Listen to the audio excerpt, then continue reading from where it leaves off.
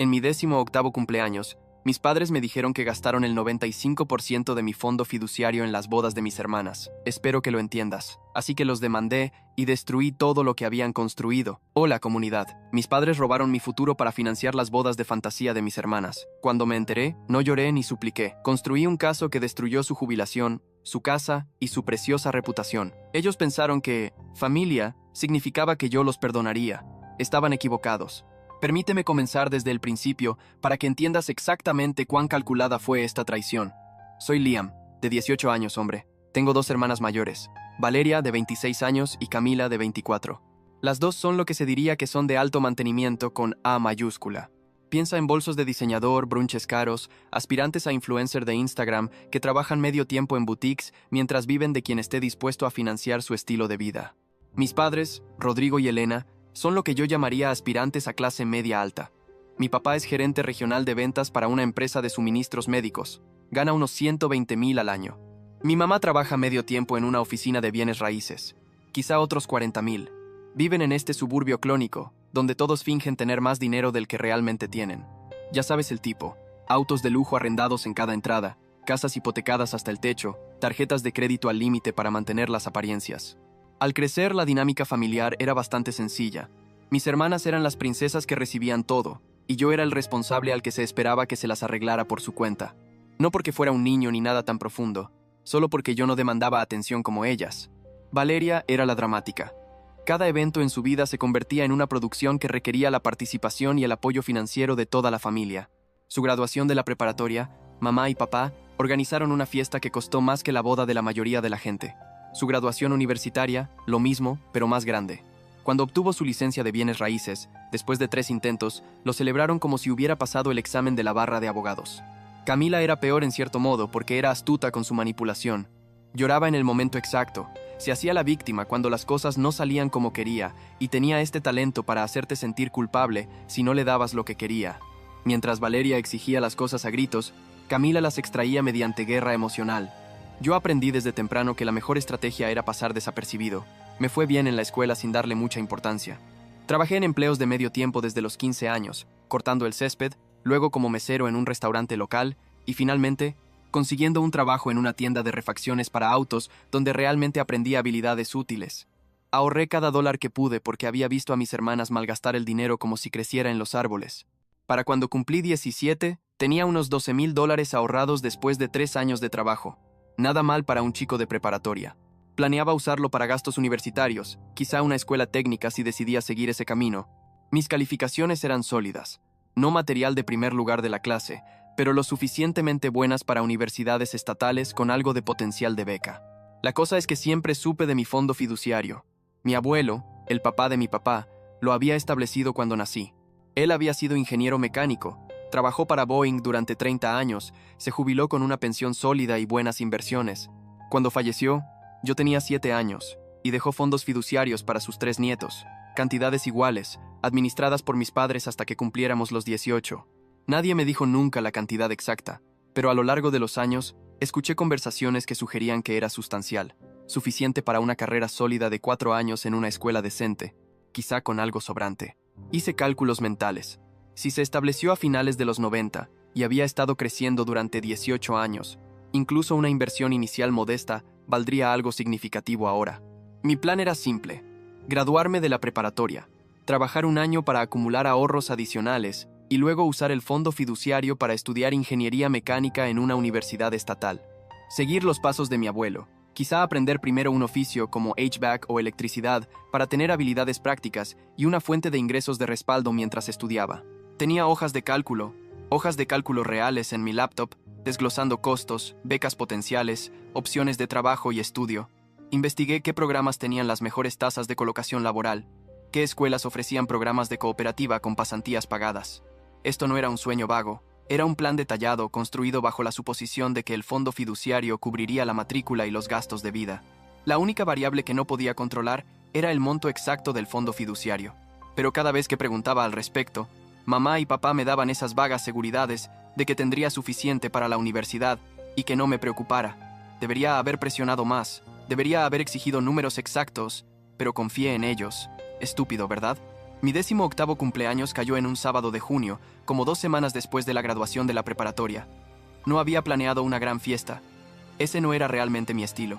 Y, honestamente, después de ver las elaboradas celebraciones de mis hermanas a lo largo de los años, prefería algo discreto. Pensé que cenaríamos en casa, quizás saldríamos por un postre, y luego finalmente obtendría los detalles del fondo fiduciario para poder comenzar a hacer planes universitarios concretos. En cambio, tuve la conversación que lo cambió todo. Estábamos sentados en el comedor después de la cena. Mamá había hecho mi lasaña favorita con pan de ajo, lo que debería haber sido mi primera señal de advertencia. Ella solo cocinaba platos elaborados cuando intentaba suavizar malas noticias, pero yo estaba demasiado concentrado en la conversación del fondo fiduciario para notar el patrón. Así que, dije, sacando mi laptop, he estado investigando programas universitarios. Quería repasar algunas opciones con ustedes y calcular el presupuesto basado en el monto del fondo fiduciario. El silencio que siguió duró quizá 3 segundos, pero se sintió como 3 años. Papá se aclaró la garganta. Mamá de repente se interesó mucho en su vaso de agua. Ahí fue cuando se me cayó el estómago. Respecto a eso, dijo papá lentamente, necesitamos hablar sobre tus expectativas respecto al fondo fiduciario de tu abuelo. Expectativas, no planes. Expectativas. Está bien, respondí con cuidado. ¿Qué pasa con él? Mamá intervino con esa voz falsamente alegre que me puso la piel de gallina. Bueno, cariño, sabes que tus 2 hermanas se casaron en los últimos años. Bodas hermosas. La de Valeria fue en ese viñedo tan hermoso, y la de Camila fue en el club campestre. Esos fueron hitos familiares realmente importantes. La miré fijamente. ¿Qué tiene eso que ver con mi fondo fiduciario? Papá retomó la palabra.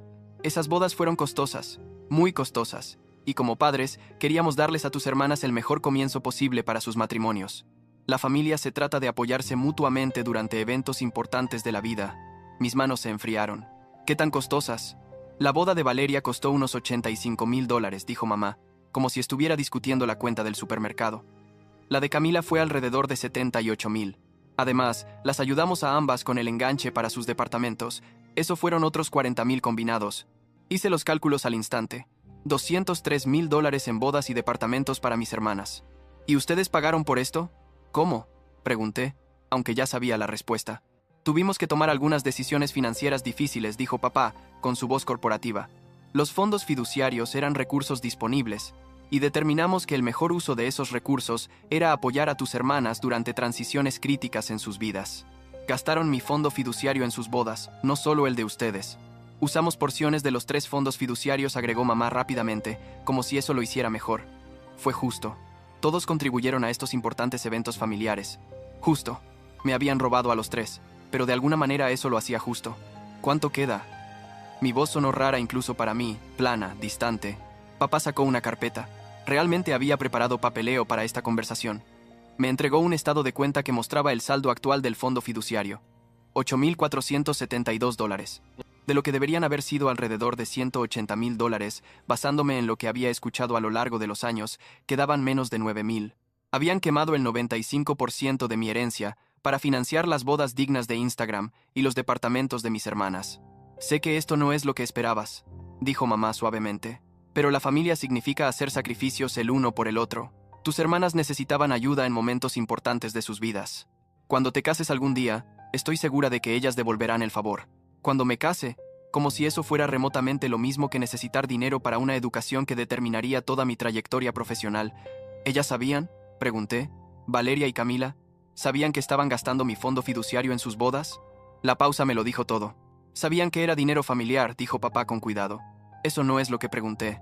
Sabían específicamente que lo estaban tomando de mi fondo fiduciario, que mi abuelo estableció para mi educación. La cara de mamá hizo esa cosa donde intenta parecer comprensiva, pero solo se ve culpable. Puede que hayan estado conscientes de que estábamos reasignando algunos recursos. Ellas sabían. Mis hermanas sabían que estaban gastando mi futuro en sus flores de boda, paquetes de fotógrafos y lo que sea que lleve una boda de $85,000, y no les importó. Cerré mi laptop con mucho cuidado, me levanté, caminé a mi habitación, cerré la puerta y comencé a planear. No era venganza, eso es demasiado emocional. Planeé como si fuera un problema de ingeniería, identificar el problema, recopilar datos, determinar soluciones, ejecutar con precisión. El primer paso fue la información.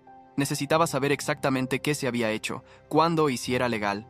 El fondo fiduciario fue establecido por mi abuelo con términos específicos. Esos términos tenían que estar documentados en alguna parte. Pasé esa noche en mi laptop investigando leyes sobre fideicomisos. Resulta que cuando alguien establece un fondo fiduciario para un menor con propósitos específicos, como la educación, los fiduciarios, mis padres, tienen obligaciones legales. Se llaman deberes fiduciarios.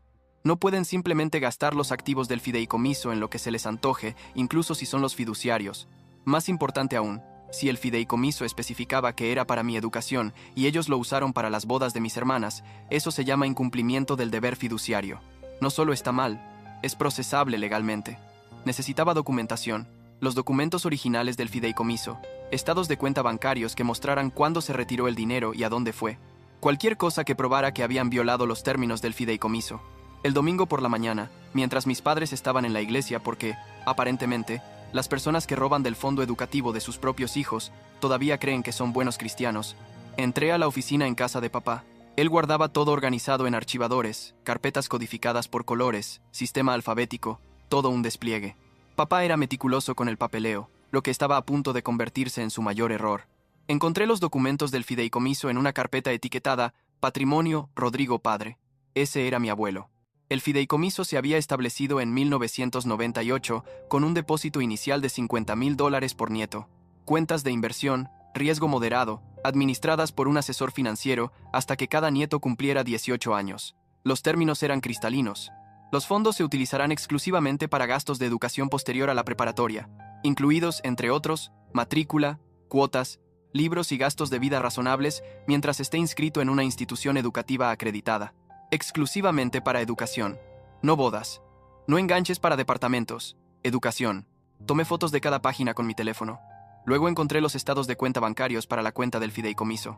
Mis padres habían sido los fiduciarios con acceso total. Comenzando hace 3 años, hubo retiros masivos que coincidían exactamente con la planificación de la boda de Valeria. Luego, hace 2 años, más retiros enormes para la boda de Camila. Documenté todo. Fechas, montos, patrones. Construí una línea de tiempo que mostraba exactamente cuándo ocurrió cada retiro, y lo crucé con las fechas de las bodas de mis hermanas y sus publicaciones en redes sociales sobre la compra de sus departamentos. Luego miré las cuentas fiduciarias de mis hermanas. El mismo patrón. Drenaron los fondos de Valeria y Camila también, luego les devolvieron el dinero como regalos de boda y ayuda para el enganche. Un claro lavado de dinero a través de cuentas familiares para ocultar lo que estaban haciendo. Pero aquí está la cosa. Mis hermanas eran adultas cuando se accedió a sus fondos. Podrían haberse opuesto, presentado quejas, detenido las transferencias. No lo hicieron, cooperaron. Eso las hizo cómplices. Ya tenía todo lo que necesitaba. Términos claros que establecían que el dinero era para educación, evidencia clara de que se gastó en bodas, documentación clara de cuándo y cuánto. Mis padres me habían entregado un caso completo porque estaban tan seguros de que nunca los desafiaría. El lunes por la mañana, llamé a 5 bufetes de abogados especializados en litigios de fideicomisos. Concerté consultas para esa misma semana. Usé parte de mis ahorros para pagar las reuniones iniciales. El primer abogado con el que me reuní se llamaba Mendoza. Unos 50 años, traje elegante, oficina en el centro con títulos de derecho de escuelas que no podría pagar. Expusé todo, los documentos del fideicomiso, los retiros, la línea de tiempo.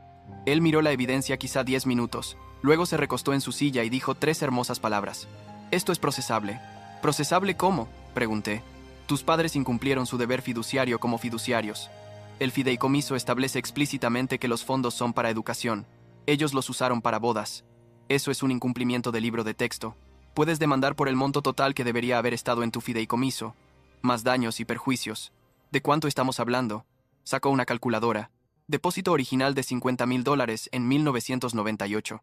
Invertido de manera conservadora durante 18 años a incluso un modesto 6% de retorno anual, eso es aproximadamente $142,000. Te dejaron $8,400.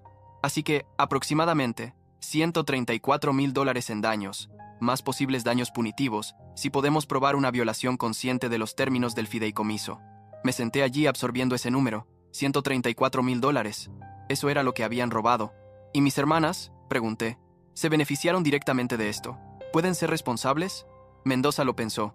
Potencialmente, si podemos probar que conocían la fuente de los fondos y sabían que violaba los términos del fideicomiso, podrían ser nombradas como demandadas u obligadas a devolver los beneficios. Sin embargo, eso se complica. Quiero que estén incluidas, dije. Ellas sabían. Tienen que haber sabido. Eso hará esto feo, advirtió. Los pleitos familiares siempre lo son, pero ir también contra tus hermanas, eso es tierra arrasada. Bien, respondí. Eso es exactamente lo que quiero. Pasamos otra hora revisando la estrategia. Mendoza explicó el proceso. Presentar la demanda, notificar a mis padres y potencialmente a mis hermanas. Fase de descubrimiento de pruebas, donde los obligaríamos a producir todos los registros financieros. Deposiciones donde tendrían que responder preguntas bajo juramento, y eventualmente, juicios si no llegaban a un acuerdo. La mayoría de estos casos se solucionan, dijo. Una vez que la otra parte vea la evidencia y se dé cuenta de que van a perder, normalmente querrán evitar el tribunal, especialmente en asuntos familiares donde la reputación está en juego. Y si no llegan a un acuerdo, entonces vamos a juicio, y estoy seguro de que ganaremos. La evidencia es abrumadora. La pregunta es si tus padres quieren arriesgarse a un juicio público donde todo esto se convierta en registro judicial. Lo contraté en el acto. Pagué un anticipo de $5,000 de mis ahorros. Valió cada centavo. Mendoza se movió rápido. En 2 semanas redactó la demanda y notificó a mis padres y hermanas con los documentos. La demanda nombró a mis padres como acusados principales por incumplimiento del deber fiduciario y a mis hermanas como acusadas secundarias por enriquecimiento injusto. Mis hermanas fueron incluidas porque se beneficiaron directamente del dinero del fideicomiso. Incluso si no eran fiduciarias, habían recibido fondos que sabían que no eran legalmente suyos. Eso las hacía responsables de devolver esos beneficios. El momento en que recibieron la notificación fue aparentemente espectacular, según Mendoza, que se enteró de segunda mano por el alguacil. Papá abrió la puerta, vio los papeles y en realidad gritó: ¿Me estás tomando el pelo? Lo suficientemente fuerte como para que los vecinos miraran por sus ventanas. Yo no estaba en casa cuando recibieron la notificación. Estratégicamente elegí estar en el trabajo. Pensé que era más seguro que estar presente cuando se dieran cuenta de que su hijo menor los estaba demandando a ellos y a sus hermanas por $134,000 más daños. Mi teléfono comenzó a explotar alrededor de las 3 de la tarde. Llamadas perdidas de mamá, papá, Valeria, Camila, mensajes de texto que iban desde enojados hasta desconcertados y abiertamente hostiles. Papá, necesitamos hablar de esto inmediatamente. Lo que estás haciendo está destruyendo a esta familia. Mamá, por favor, llámanos. Podemos resolver esto. No necesitas abogados. Somos tus padres. Valeria, ¿hablas en serio? ¿Me estás demandando porque mamá y papá ayudaron con mi boda? ¿Qué te pasa? Camila, no puedo creer que seas tan egoísta. Esto va a arruinar todo. Espero que estés feliz. No respondía a ninguno de ellos. Mendoza había sido claro. No te involucres directamente. Toda la comunicación pasa por los abogados ahora. Cualquier cosa que dijera podría usarse en la demanda. En cambio, reenvié todos los mensajes a Mendoza. Él pareció satisfecho. Bien, están entrando en pánico. Significa que saben que la regaron. Las siguientes semanas fueron una clase magistral sobre ver a personas dándose cuenta de que habían cometido un error catastrófico. Mis padres contrataron a un abogado, un tipo que papá conocía a través de sus contactos laborales. No un especialista en litigios de fideicomisos, solo un abogado de práctica general que estaba en problemas más grandes que él. Su respuesta inicial a la demanda fue básicamente: Liam está siendo irrazonable y vengativo. Este es un asunto familiar que debe resolverse en privado. Los fondos fiduciarios se utilizaron apropiadamente para el apoyo familiar. Mendoza destrozó eso en su contrarrespuesta. Citó leyes específicas de fideicomisos, casos de precedentes, y señaló que el apoyo familiar no se mencionaba en ninguna parte de los términos del fideicomiso. El único uso permitido era la educación. Las bodas no eran educación. Los enganches para departamentos no eran educación. Esto no era ambiguo. Luego vino la fase de descubrimiento de pruebas, la etapa en la que ambas partes deben entregar documentos relevantes. Mendoza lo pidió todo. Todos los estados de cuenta de las cuentas fiduciarias, registros financieros que mostraran a dónde fue el dinero, comunicaciones entre mis padres y hermanas sobre el uso de los fondos fiduciarios, todo. Mis padres intentaron oponerse a las solicitudes de descubrimiento. Alegaron que eran demasiado amplias, invasivas y que violaban la privacidad. El juez no se mostró impresionado. Les ordenó producir todo en un plazo de 30 días o enfrentar sanciones. Ahí fue cuando las cosas comenzaron a ponerse realmente interesantes. Resultó que mis hermanas habían guardado cadenas de mensajes de texto sobre el dinero del fondo fiduciario. Valeria le había enviado un mensaje a mamá 2 meses antes de su boda. Hablé con el lugar, necesitan el pago final la próxima semana. ¿Puedes acceder al fondo fiduciario de Liam para eso? Solo tiene 15, ni siquiera se enterará. Camila tenía mensajes similares. El enganche para el departamento es de 20,000. ¿Podemos usar algo del fondo de Liam? Se lo pagaré eventualmente, prometo.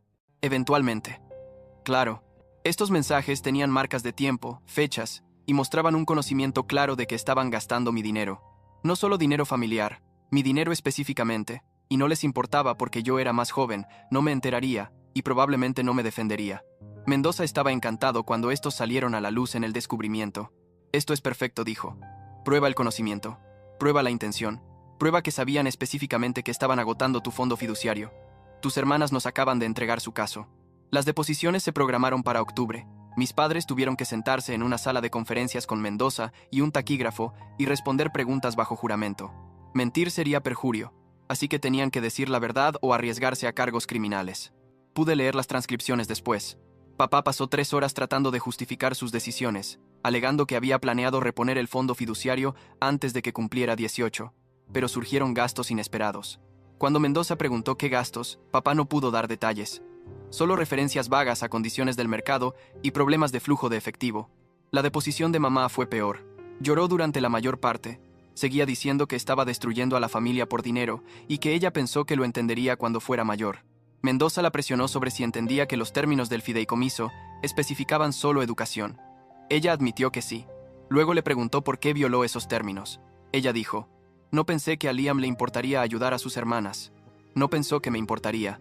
Gastó $134,000 de mi fondo educativo y no pensó que me importaría. Las deposiciones de mis hermanas fueron oro. Valeria intentó hacerse la víctima, alegando que no sabía realmente de dónde venía el dinero y pensó que solo eran mis padres siendo generosos.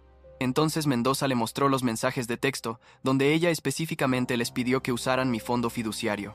Se puso pálida y dejó de hablar, excepto para decir no recuerdo a cada pregunta después de eso. Camila tomó la ruta opuesta. Desafiante y con derecho, dijo que el dinero era de los activos familiares y que todos deberían contribuir a eventos importantes como las bodas. Cuando Mendoza señaló los términos legales del fideicomiso, ella dijo que esos términos estaban desactualizados y que el abuelo habría querido que la familia se apoyara mutuamente. Mendoza le preguntó si tenía alguna evidencia de que el abuelo quería que su fondo fiduciario para educación se usara para bodas. No la tenía. Le preguntó si alguna vez había considerado devolver el dinero que sabía que provenía de mi fideicomiso. Dijo que tenía la intención de hacerlo eventualmente.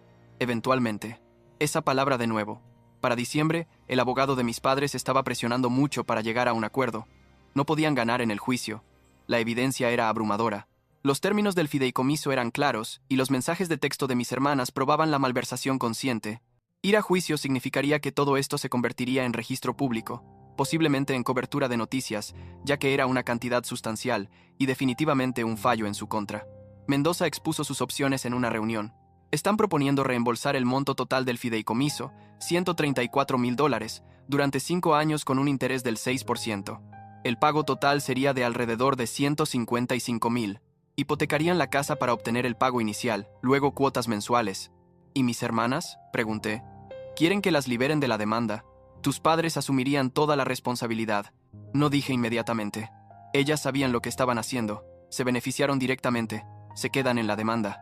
Mendoza asintió, como si hubiera esperado esa respuesta. La alternativa es que vayamos a juicio. Probablemente ganemos. Obtengamos un fallo que sea legalmente ejecutable, pero que podría ser difícil de cobrar dependiendo de sus activos.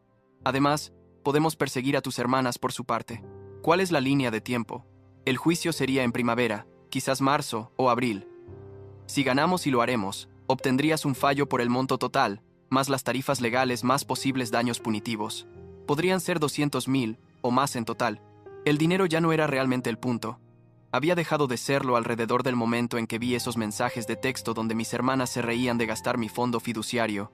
Esto se trataba de consecuencias, de asegurarme de que entendieran que no puedes simplemente robarle a la gente y esperar que no haya repercusiones. Vamos a juicio, dije.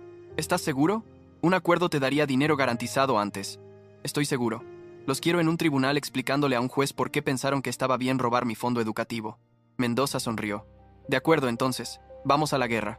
El juicio se programó para marzo. Ambas partes presentaron mociones previas al juicio. Mis padres intentaron un último movimiento desesperado. Una moción para desestimar alegando que el estatuto de limitaciones había expirado, ya que cumplí 18 en junio y no presenté la demanda hasta agosto. El juez la denegó. El estatuto de limitaciones comenzó cuando descubrí el incumplimiento, no cuando cumplí 18. Como no me enteré de la magnitud del robo hasta mi cumpleaños, el reloj comenzó entonces. Mientras tanto, mi vida seguía adelante. Usé mis $12,000 de ahorros más los 8,400 restantes del fideicomiso para comenzar la universidad comunitaria. Me inscribí en un programa de tecnología de ingeniería mecánica de 2 años. Vivía en casa, técnicamente, ya que aún no me había mudado, pero básicamente evitaba a mi familia por completo. Me mudé a la habitación libre de un amigo en enero. Pagaba un alquiler mensual de $400. Mis padres intentaron usar eso en mi contra en la demanda, alegando que estaba abandonando a la familia y siendo vengativo. Mendoza cerró eso de golpe. Yo era un adulto. Podía vivir donde quisiera, y mudarme después de que robaran mi fondo fiduciario parecía bastante razonable. Conseguí un turno completo de noche en la tienda de refacciones para autos, más trabajo los fines de semana en un taller mecánico. Entre los dos trabajos y las clases de tiempo completo, estaba haciendo semanas de 60 horas. Agotador. Pero necesitaba el dinero. Y, honestamente, mantenerme ocupado me impedía pensar demasiado en el hecho de que estaba demandando a toda mi familia inmediata. Mi familia extendida comenzó a tomar partido. Los padres de mi mamá, mis abuelos maternos, me llamaron en febrero pidiéndome que retirara la demanda. Dijeron que estaba destrozando a la familia y cometiendo un error del que me arrepentiría. Ofrecieron mediar, tener una reunión familiar, resolver algo. Les pregunté si estarían dispuestos a contribuir con los $134,000 que mis padres me robaron. Dijeron que eso era diferente, que era entre mis padres y yo. Les dije que entonces no teníamos nada de qué hablar. Dejaron de llamar después de eso. La hermana de mi papá, mi tía Jimena, en realidad me apoyó. Nunca le había gustado cómo mis padres consentían a mis hermanas y había estado cerca de mi abuelo. Cuando se enteró de lo sucedido, me llamó para decirme que lo sentía, que el abuelo habría estado furioso y que estaba haciendo lo correcto. Tu abuelo estableció esos fideicomisos por una razón, dijo. Quería que ustedes, los niños, tuvieran oportunidades educativas que él no tuvo. Tus padres faltaron el respeto a sus deseos y te robaron. No dejes que nadie te haga sentir culpable por hacerlos responsables. Esa llamada significó más de lo que probablemente ella se imaginaba. El juicio comenzó el 12 de marzo. 3 días programados, aunque Mendoza pensó que terminaríamos en 2. Juicio civil, así que sin jurado, solo la jueza Harrison, una mujer severa de unos 60 años que había estado en el tribunal durante 20 años y tenía reputación de no tolerar tonterías. El primer día fueron las declaraciones de apertura y el comienzo de la presentación de pruebas. Mendoza expuso el caso metódicamente. Mostró los documentos del fideicomiso con términos claros. Mostró los estados de cuenta bancarios con retiros masivos. Mostró la línea de tiempo que correlacionaba los retiros con las bodas de mis hermanas. Mostró los mensajes de texto que probaban conocimiento e intención. El abogado de mis padres intentó argumentar que los términos del fideicomiso eran ambiguos, que la educación posterior a la preparatoria podía interpretarse ampliamente para incluir la educación para la vida y el apoyo familiar. La jueza Harrison realmente lo interrumpió para preguntarle si estaba hablando en serio al argumentar que una boda era educación posterior a la preparatoria. Él retrocedió rápidamente. Tuve que declarar. Mendoza me preparó exhaustivamente. Responde preguntas directamente. No te pongas emocional. Aférrate a los hechos. Subí al estrado y relaté cómo descubrí el robo del fondo fiduciario, mis planes universitarios que se desviaron, cómo tuve que reestructurar completamente mi vida en torno a la traición de mis padres. El abogado de mis padres intentó hacerme parecer vengativo durante el contrainterrogatorio. Preguntó si estaba haciendo esto por dinero o para castigar a mi familia. Dije que lo estaba haciendo porque me robaron y quería lo que era legalmente mío. Preguntó si entendía que las familias a veces tomaban decisiones financieras difíciles. Dije que robar no era una decisión difícil, era un delito. El segundo día fue el turno de mis padres de testificar. Papá intentó presentarse como un padre que había tomado decisiones difíciles para apoyar a todos sus hijos. Mendoza destruyó esa narrativa al mostrar los propios registros financieros de papá, arrendamientos de autos de lujo, membresía de club campestre, vacaciones costosas.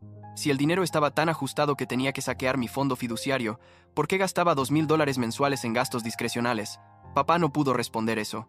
Solo balbuceó sobre mantener apariencias profesionales y contactos comerciales.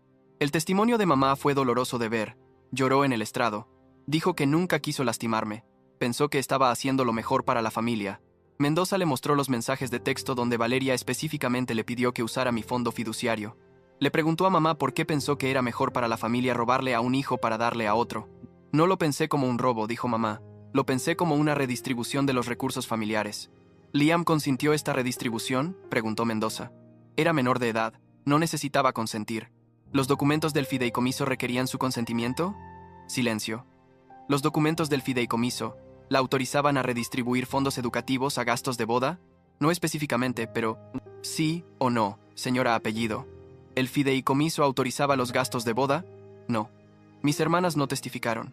Su abogado les aconsejó invocar la protección de la Quinta Enmienda contra la autoincriminación, lo que significaba que cualquier cosa que dijeran podría usarse potencialmente en su contra en un caso criminal si el fiscal decidía procesarlas por fraude. Inteligente legalmente, pero se veía terrible en un tribunal civil.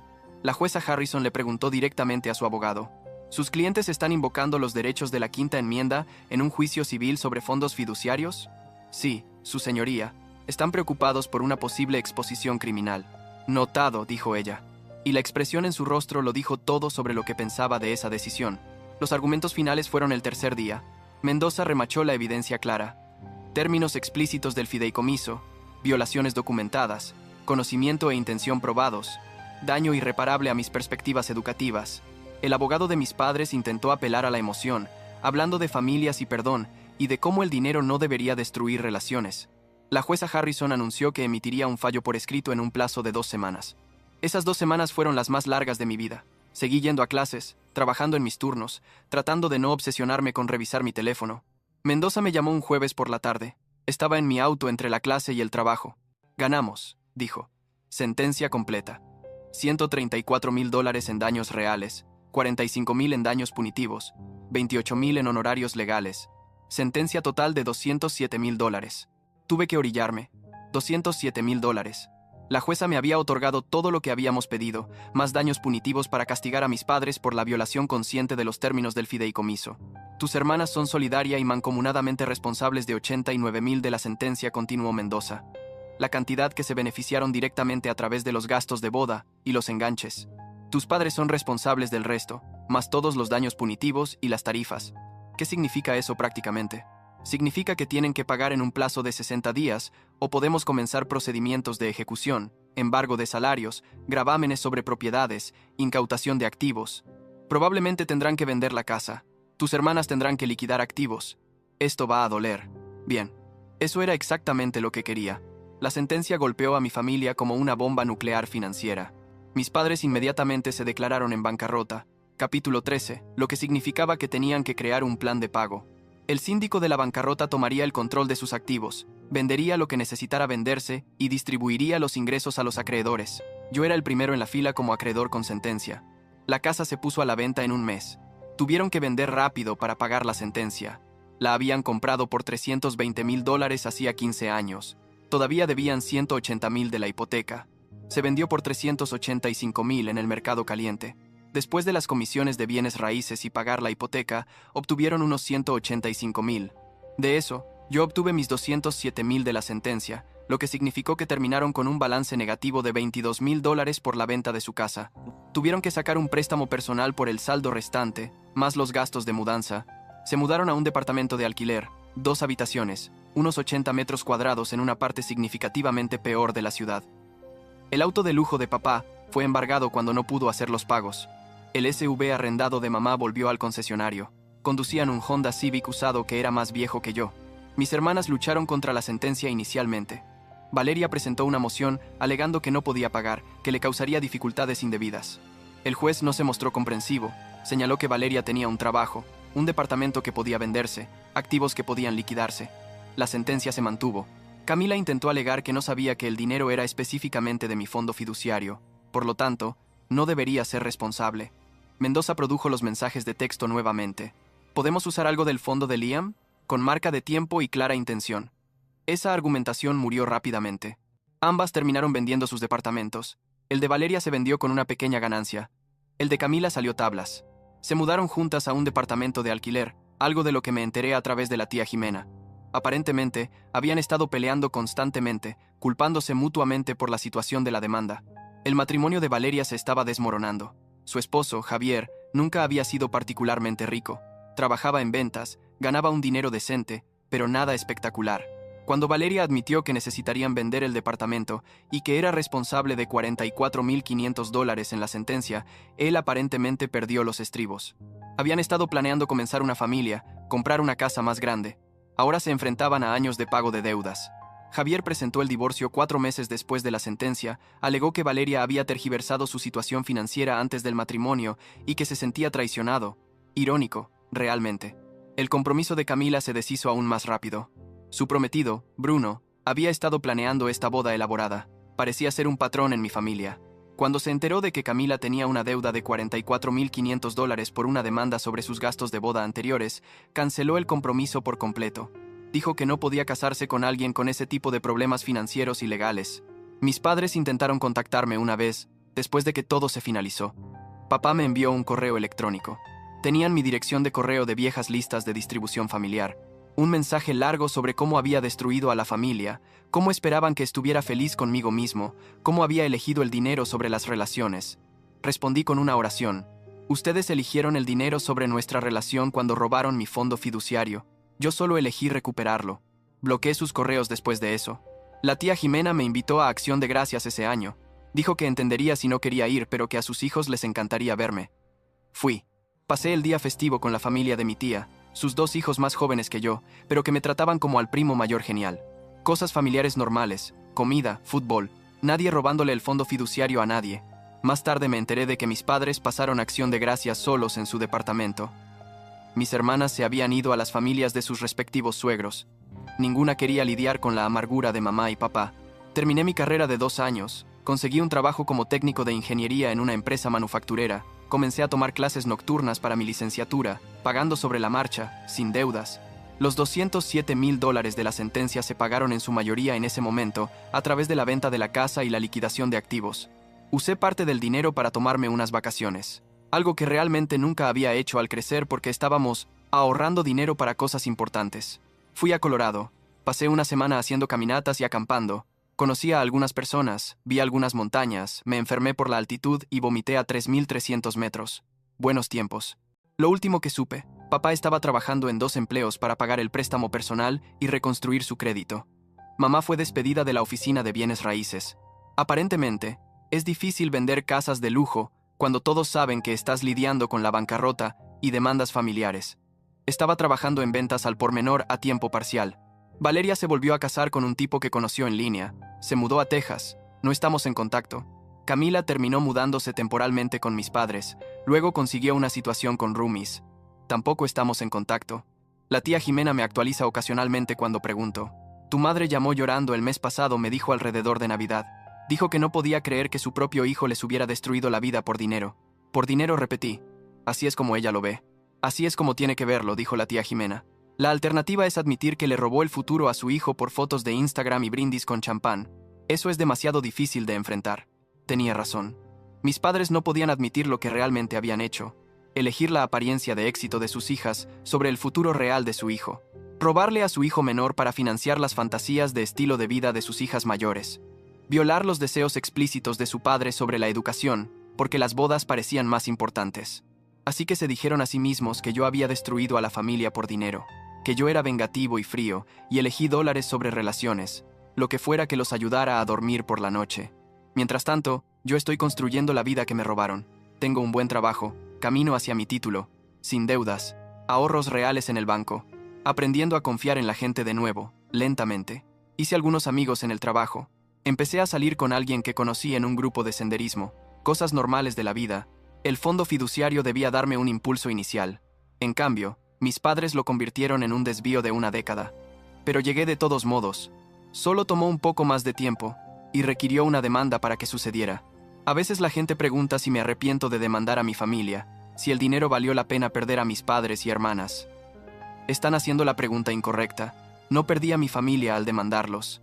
Perdí a mi familia cuando me robaron, se rieron de eso en mensajes de texto, y esperaron que sonriera y dijera que estaba bien. La demanda simplemente lo hizo oficial. Mi abuelo estableció esos fondos fiduciarios porque entendía algo que mis padres nunca entendieron. La educación es la única inversión que no se puede quitar una vez que la tienes.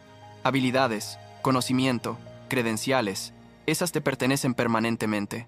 Mis padres intentaron robarme ese futuro. Fallaron. Claro, les costó su casa, su reputación y su relación con su hijo menor. Pero esa no fue mi elección. Esa fue la consecuencia de su elección de robar. Yo solo me aseguré de que esas consecuencias sucedieran, en lugar de barrerse bajo la alfombra como todo lo demás en mi familia. Algunos puentes están destinados a ser quemados, especialmente cuando las personas del otro lado ya los rociaron con gasolina y estaban buscando fósforos. Ellos obtuvieron sus bodas de cuento de hadas. Yo recuperé mi fondo educativo y la satisfacción de ver su cuento de hadas convertirse en una pesadilla legal.